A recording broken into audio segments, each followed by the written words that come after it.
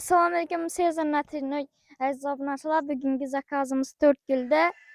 Kanı sizlere Natirnoy köp bergen edik. Kanı göremiz. Gittik.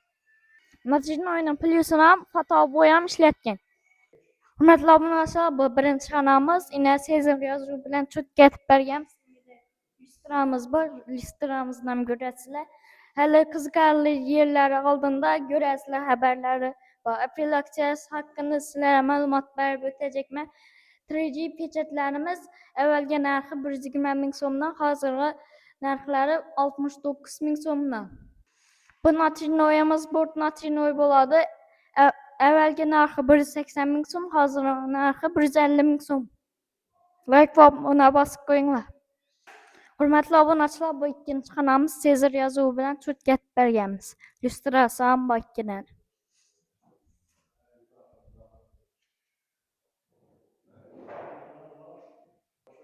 Bu Natirnoy'umuz Bort Natirnoy buladı. Hürmetli abunachılar, bu boyamız buladı. Sezer yazığı bilen çok getip bergenmiz. Otlu. Like ve abone basıp koyunlar. Assalamu Sezer Natirnoy'un işi yaktı mı size Natirnoy? Aleykümselam. Ama acayip. Biraz yıl oldu işleşemiz Serdar Bülent Sezen Natirnoy'un. İşleri süpetli, yaman emez, acayip. April aksiyasını aytıp öteme. Aprel aksesam ne hakikaten eken? 69 faizmiş bu? 69 He, bin som. 69 bin somman aldılar hava. Yok acayip, normal. Başka abunachılarımızdan tepsiye beresiz mi? Veremiz, tepsiye veremiz yine acayip. Kudaş şu yine kuanıp durttuk hava. Aprel aksesi hakikaten eken. İşanamız.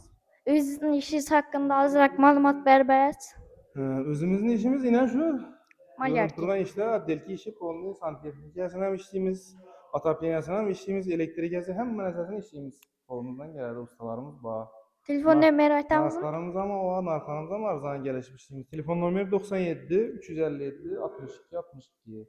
Müracaat edebilirsiniz. Rahmet.